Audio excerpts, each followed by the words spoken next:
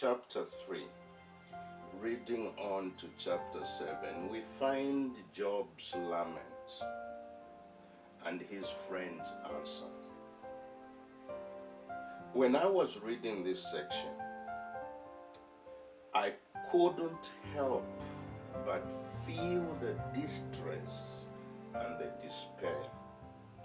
I could sense the torment of the mind and the spirit. It was awful.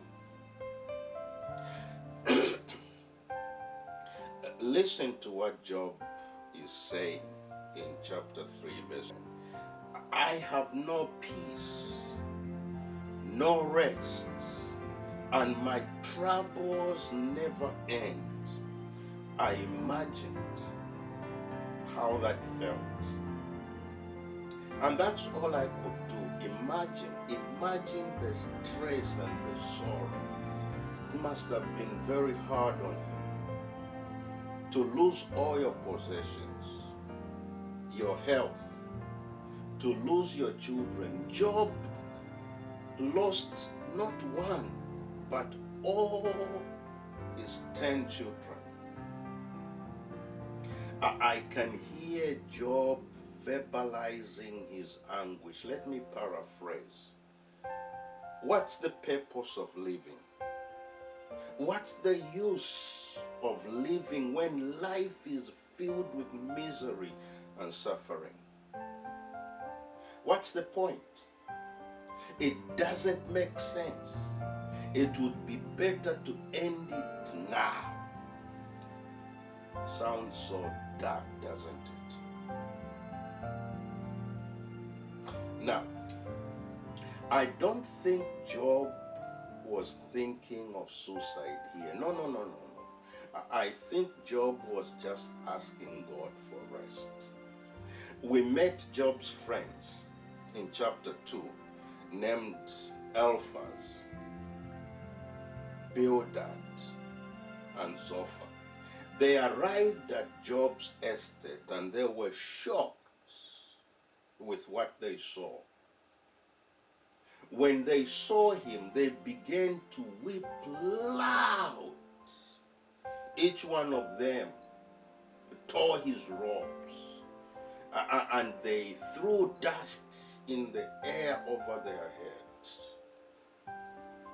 These men were shocked into a forbidding silence, and after 7 long days, the men all came to the same conclusion.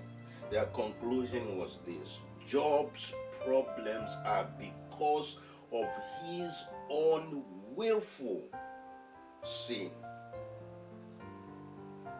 Can I say this? In my short life, I have learned that if you live long enough, you will find out that troubles do come. It's not always because you are sinful.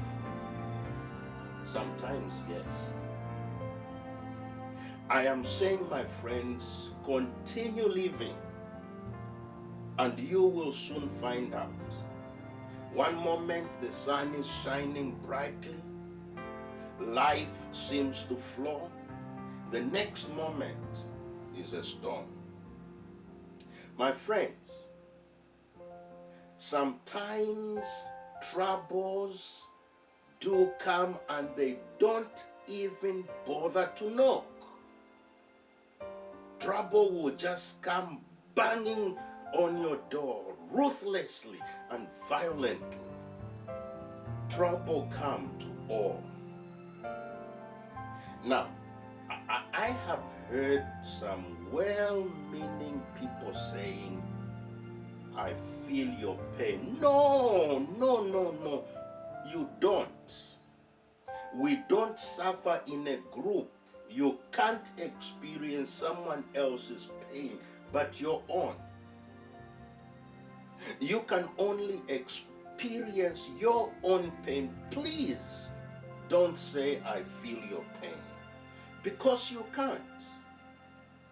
All you can feel is your own pain. Yes, pain that might come as a response to the other person's suffering, but that is your pain. And it can only be your pain, not the other person's pain. You can empathize, yes. When I was reading these chapters, I was able to empathize. Because humanly speaking, we all have similar experiences. I want to suggest, therefore, that maybe, in some sense, Job's stressful pain here is representative. Job experienced financial stress like we all do. He experienced the family stress like we do. Loss of status, loss of health, etc., etc. It seems to me some things are constant in this world. That is, each one of us will experience one or more of these pains in this lifetime. So, I want to say to you, my friends, if I'm reading this story right, then I can say Satan will use pain, illness, well-intended friends, the seemingly silence of God to try to break our faith. My friends, I don't know what you're going through right now. But this one thing I believe. God knows what God is doing. I can assure you, behind the curtains of suffering, God is at work. Please trust God. God is just. God bless you, my friends.